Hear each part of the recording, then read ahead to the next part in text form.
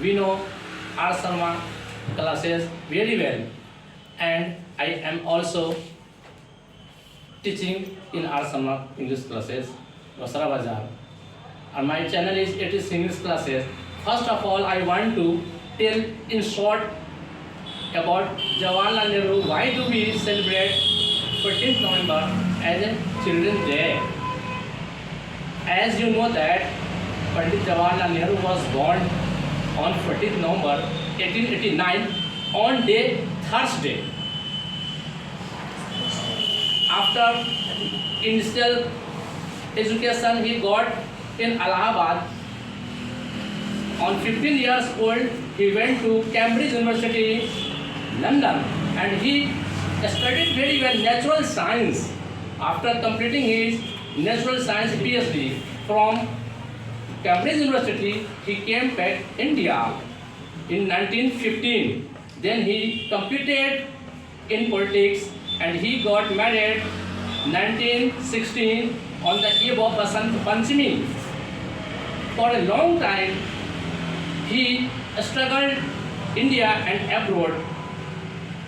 In the eve of Independence Day, at last our country became free on 15 August 1947.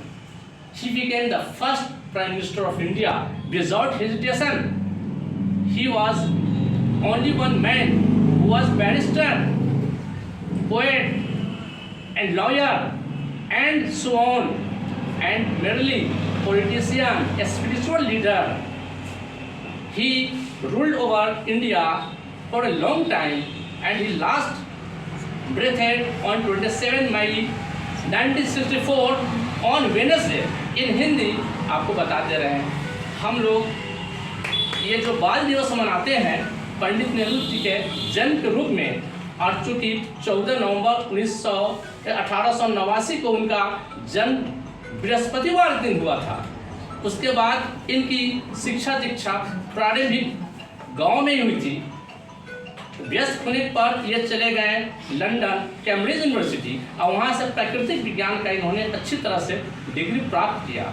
उतना होने के बाद ये भारत में आए तो गांधी जी की तरह, गांधी जी इनसे सीनियर थे बैरिस्टर ग्रुप में, तो दोनों जो थे देश के लिए जद्दोजहद करने लगे, स्ट्रगल करने लगे। उसके बाद 1916 में उनकी विवाह कर दी गई बसंत पंचमी के रोज कमला नेहरू से, उनकी पत्नी का नाम कमला नेहरू था। उसके बाद लंबे समय तक ये संघर्ष करते रहे, उसमें भारत छोड़ो आंदोलन भी हुआ, चंपारण आंदोलन, इस तरह से होकर के 1947 को आज़ादी में इनका योगदान रहा और भारत आज़ाद हुए तो प्रथम इनको प्रधानमंत्री के रूप में रखा गया।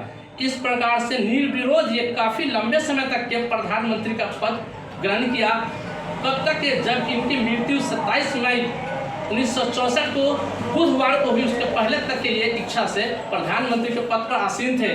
इसके तहत और भी कुछ इन्होंने लिखी है, जैसे डिस्कवरी ऑफ इंडिया, पिता के पत्र पुत्री के नाम से भी इन्होंने लिखा है। बहुत सी चीज़ें हैं जो हम आपको बयान करेंगे तो पूरा रात हो जाएगा। यही समझिए कि ये बच्चे को चाहते थे, अब बच्चे उनको चाहते थे तो रिलेशन बिटवीन चाचा एंड नेहरू, वो पसंद करते थे बच्चों को, गुलाब का फूल देते थे और उनका ये सिद्धांत था कि गरीबी को हटाइए, गरीबी हटेगा तो हमारा भारत स्वतंत्र हो जाएगा, स्वावलंबी हो जाएगा और अनेकता में एकता, यानी कि गंगा जमुना तहजीब का संगम रहेगा, हिंदू मुस्लिम सिख ईसाई सब एक रहेंगे। इसके साथ मैं अपना खत्म करता हूँ भाषण। ओके।